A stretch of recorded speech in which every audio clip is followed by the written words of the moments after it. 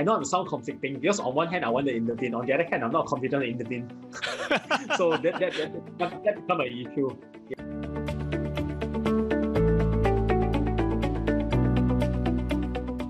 Hi, I'm Philip Teo, your host for Online Trading Summit, and I'm excited to introduce to you Gary Young, our presenter for this session.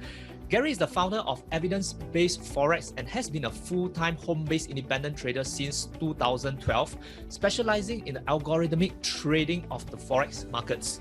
Other than trading his own fund, Gary is contracted by an institution firm to design, test, and evaluate systematic trading strategies for deployment onto the institution's portfolio. Through Evidence-Based Forex, Gary hopes to help retail traders gain access to some of the profitable algo system that he uses for both his own portfolio as well as his institution customers' portfolio.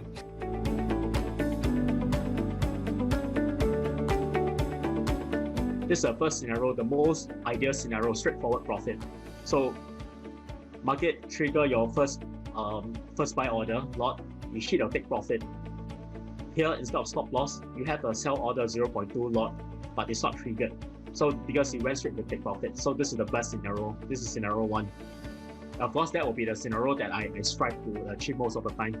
Then scenario 2, one of the hedge got triggered. So the same thing, you first buy order, you trigger your buy order, 0.1 lot. It narrowly missed your take profit. This is very common, a lot of us experience that. But after that, does it come back to that or reverse? We have no idea. So in this example, market reverse. So instead of having your stop loss here, in this case, you will have hit your stop loss if you use stop loss. But in this case, because you're hedging, you have a sell order 0.2 lot. So in the sense, when you hit this level, the 0.2 lot will be enough to cover your losses from your 0.1 lot, the first order. So this is when one hedge trade is triggered. This is scenario 2. Scenario 3 is where more than one hedge trade is triggered.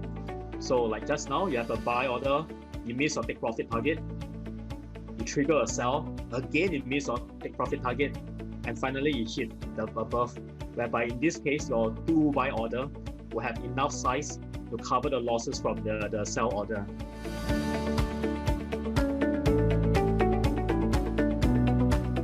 How does new trading strategies actually come to your mind before you even think about actually testing it? Is that something that you actively try to look at and think about and to come out with strategies like that, or is it just something that comes to your mind out of nothing?